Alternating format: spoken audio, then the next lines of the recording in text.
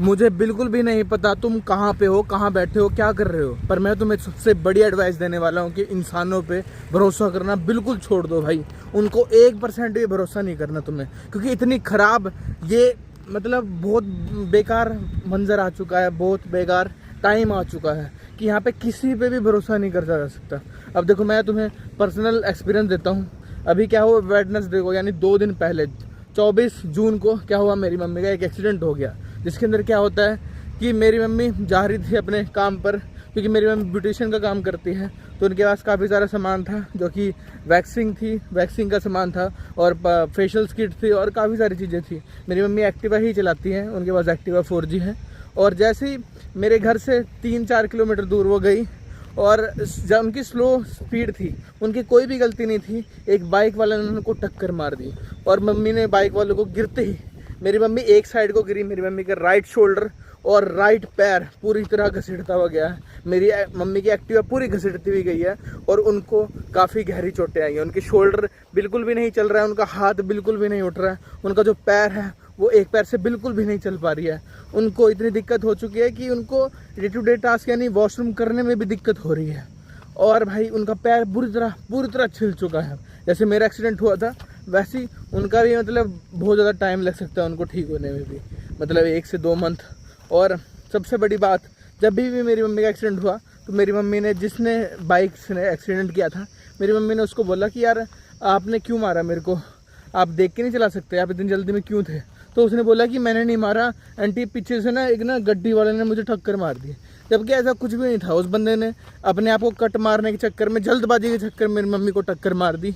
और पता नहीं उसके अंदर थोड़ी सी हमदर्दी तो थी कि मम्मी को बिठा के हॉस्पिटल छोड़ा है। जबकि मैं सिर्फ 1 मिनट डिले का गैप था, मैंने अपनी मम्मी को बोला मम्मी आप वहीं रुको, मैं अभी आ रहा हूँ। पर मेरी मम्मी का जो सामान था, जिसके अंदर मम्मी की फेशियल किट थी, काफ़ी सारी चीज़ें थी, वैक्सीडर था और बालों का कल करने का था, काफ़ी सामान था। उस बैग को मेरी मम्मी ने बोला कि एक ना पेट्रोल पंप के सामने मेरी मम्मी का एक्सीडेंट हुआ था, तो मेरी मम्मी ने, एक बंदा हेल्प करने आया था कि दीदी दीदी बैठ जाओ आप, बैठ जाओ आप। बहुत शरीफ लग रहा था, बहुत ज़्यादा शरीफ था कि उसने टिक्का भी लगा रखा था, इतना लंबा तिलक। अब मैं तिलक को स्पेसिफिक जस्टिफाई नहीं कर रहा यहाँ पे, पर वो मतलब काफ़ी ज़्यादा ऐसा बंदा था कि बहुत ज़्यादा प्यारा, मतलब कि भाई मदद करने वाला बंदा। उसने बोला कि हाँ बैठ जाओ दीदी, आप ये करो, आप वो करो, आप किसी को बुला लो। और मेरी मम्मी ने बोला कि लो, विश्वास करके कि लो आपने ये बैग पकड़ लो और उस पेट्रोल पंप के, क्योंकि पेट्रोल पंप के सामने एक्सीडेंट हुआ था, उस पेट्रोल पंप में हमारा एक नोन काम करता है, स्पेसिफिकली उसको दे आओ। क्योंकि तुम्हें पता है जब भी एक्सीडेंट होता है ना, तब इंसान का दिमाग नहीं चलता है कुछ भी। वक्त मेरी मम्मी का भी दिमाग नहीं चला और मेरी मम्मी भी ऐसे हैरान परेशान होकर, मेरी मम्मी ने बोला कि ये बैग ना जाके वहाँ जाके रखाओ। और वो बंदा रख तो आया बैग कहाँ पे, एक पेड़ के नीचे, और जैसे ही मेरी मम्मी गई वैसे ही वो बंदा उस बैग को उठा के चला गया। और बस रिकॉर्डिंग है भाई, उसकी शक्ल ढंग से नहीं आ रही उस कैमरे के अंदर, पर वो इसलिए चला गया क्योंकि मेरी मम्मी की पायल, चांदी की पायल उसकी बैग के अंदर ही डाल दी थी उस बंदे के सामने।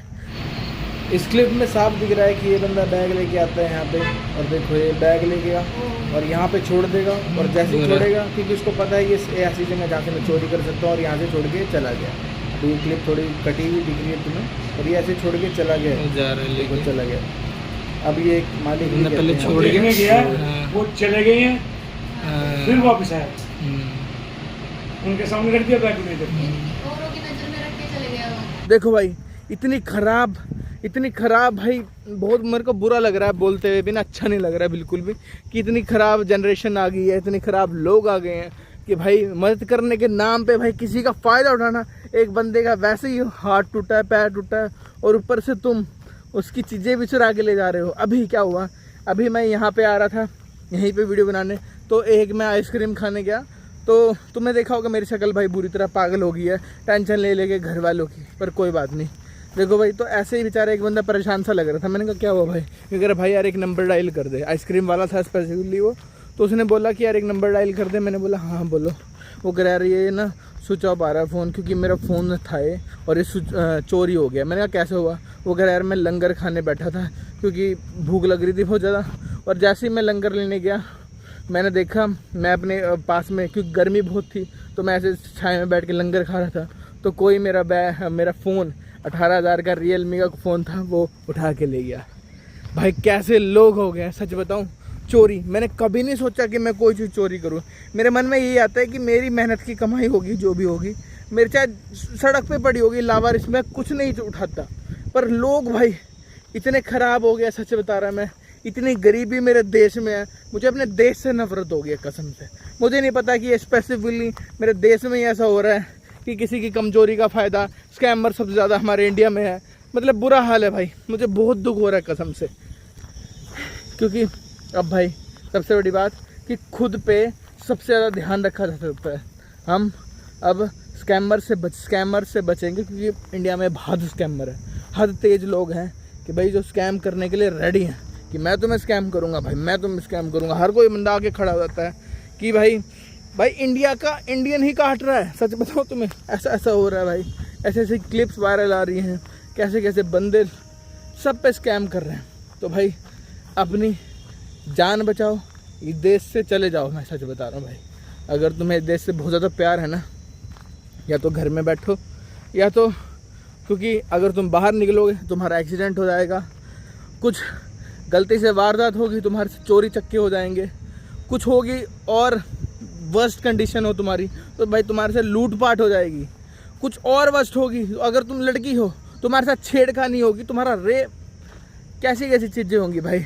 मैं सच बता रहा हूँ, बहुत दिल दुखता है यार। मेरे साथ जब चीज़ें होने लगी थी, पहले जब मैं इंस्टाग्राम पे रीलें देखता था ना लोगों की कि भाई इसके साथ ये हो गया, इसके साथ चोरी होगी, इसके साथ एक्सीडेंट हो गया, मुझे लगता था कि साले इसकी गलती होगी या कोई ना कोई तो होगा। पर अब मुझे पता चलता है कि भाई सच में भाई उस इंसान की कोई भी गलती नहीं होती, बेचारे मासूम होते हैं वो, उनको नहीं पता होता, पर उनको कोई फ़ायदा उठा लेता है कोई कुछ करके। भाई बहुत बुरा हाल है इंडिया में, सच बता रहा हूँ मैं, बहुत बुरा हाल है। मैं खुद चाहता हूँ कि मैं एक यूरोप जैसे कंट्री में चल जाऊँ, एक जर्मनी जैसे कंट्री में चल जाऊँ और वहाँ पे जाके आराम से रहूँ, कोई टेंशन की बात नहीं है, कोई कनाडा जैसी कंट्री में रह लूँ, क्योंकि वहाँ पे वर्क लाइफ बैलेंस बहुत अच्छा है।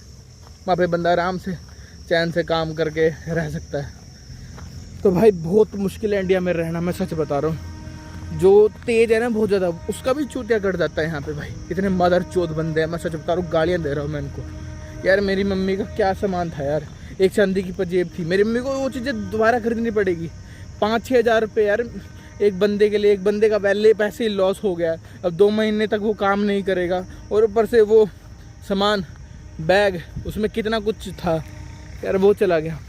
और सबसे बड़ी बात, उस बंदे की कोई पहचान भी नहीं हो रही है। और सबसे बड़ी बात यार, वो बंदा मेरी मम्मी को कह रहा, दीदी आप यहाँ बैठो, दीदी आप टेंशन ना लो, सब ठीक हो जाएगा। बताओ यार कैसे बंदे भाई, कसम से। मैं ऐसे जंगल में वीडियो बनाने आया हूँ भाई, माफ़ करना अगर मैं काला पीला जैसा मर्जी दिख रहा हूँ, पर मेरे अंदर की जो बात थी वो कहनी बहुत ज़रूरी थी। मैं सच बता रहा हूँ, इस पर ना मैं अगर थोड़ा सा मेंटली स्टेबल हो जाऊँ ना, हल्का सा भी, तो मैं इस पर एक रील भी बनाना चाहूँगा जो इम्पैक्टफुल होगी, जो इंस्टाग्राम पे होगी और शायद शेयरेबल भी हो। पता नहीं कुछ लोग शेयर करेंगे नहीं करेंगे, पर मेरे अंदर की जो बात है वो मैं कहना चाहूँगा यार, सच बताओ मैं कहना चाहूँगा। तो दिस इज बॉय मैडी, मैं ऐसे ही कहूँगा भाई, इन स्कैमर से बचो। इंडिया में हर चप्पे पे, हर मोड़ पे एक स्कैमर बैठा है, हर एक चप्पे पे एक चोरी करने वाला बंदा बैठा है। तुम्हें पता है, मैं जब 22 सेक्टर, यहाँ पे चंडीगढ़ की एक मार्केट है जहाँ पे कपड़े मिलते हैं, बहुत बड़ी मार्केट लगती है वहाँ पे, बहुत बड़ी क्या, छोटा शहर है, छोटी सी मार्केट लगती है मतलब। वहाँ पे जब मैं गया था ना, मैंने लॉक लगाया था अपने हेलमेट को, 1100 रुपये का मैंने नया हेलमेट लिया था। नया हेलमेट, तुम्हें पता है चंडीगढ़ के अंदर बिना हेलमेट के तुम कहीं नहीं जा सकते, क्योंकि मतलब तुम्हारा तभी चालान हो जाएगा। मेरा हेलमेट का ताला तोड़ दिया बंदे ने, काटा है, तोड़ा नहीं है, काटा है, और काट के उसके अंदर से हेलमेट निकाल दिया मेरे न्यू। मुझे बहुत दुख हुआ भाई कि भाई इतने चोर बंदे बैठे हैं ना भाई यहाँ पे। बाइकें तक चुरा ली, एक बंदे की बेचारे की नई शादी हुई थी, उसको दहेज में बाइक मिली थी, 1 महीना भी नहीं हुआ था उसकी बाइक को, और चुरा लिया भाई। सोचो भाई, बुरा हाल है कसम से भाई। इतने चोर, इतने अनपढ़, इतने जाहिल बंदे इस देश में रहते हैं। मैं सच बताऊँ, पढ़े लिखे भी हरामी हैं और अनपढ़ भी हरामी है इस देश में। और तुम्हें पता ही है यहाँ की लड़कियाँ, अब सिया नाम की जो लड़की थी, सिया गोयल, पता नहीं क्या नाम था उनका, उसने भाई अपने बंदे को धक्का मार दिया, लात मार दी। इतना बुरा हाल हो रखा है भाई। तो भाई सबसे बड़ी बात, अपनी सेफ्टी, लड़के हो तो भाई एक्स्ट्रा कर लो, लड़की हो तो तुम भी अपनी सेफ्टी एक्स्ट्रा कर लो। मैं सच बता रहा हूँ, अपने ऐसे दोस्त बना लो जिनसे तुम डेली की बात करती हो। और सबसे बड़ी बात, शेयर करना बहुत ज़रूरी है। अपनी बातें शेयर करो, क्योंकि लड़कियों की चीज़ें, जो लड़के हरकतें करते हैं ना, तो लड़कों को बदल जाती है। और लड़की हो तुम भाई, शेयर करो और अपना ध्यान बहुत ज़्यादा रखो भाई, क्योंकि मैं सच बता रहा हूँ, इस देश में अपनी मेंटल पीस गंवाना चुटकियों का खेल है। तुम्हारे साथ एक छोटा सा इंसिडेंट हो जाएगा, तुम्हारी मेंटल पीस गायब हो जाएगी, तुम्हें पता भी नहीं चलेगा कि ये क्या हो गया, ट्रोमा में घुस जाओगे तुम। तो भाई, this is boy Maddy, get a body. बाकी खुश रहो, ये ज़िंदगी बहुत अच्छी है, पर ये सर्कमस्टेंसेस बहुत ख़राब है, ये जो मेरे साथ हुए हैं। मैं माफ़ी चाहूँगा तुम्हें अगर कुछ गलत बोला है। बाकी this boy Maddy, get a body. मिलता हूँ तुम्हें अपनी अगली वीडियो में। Thank you, thanks for watching.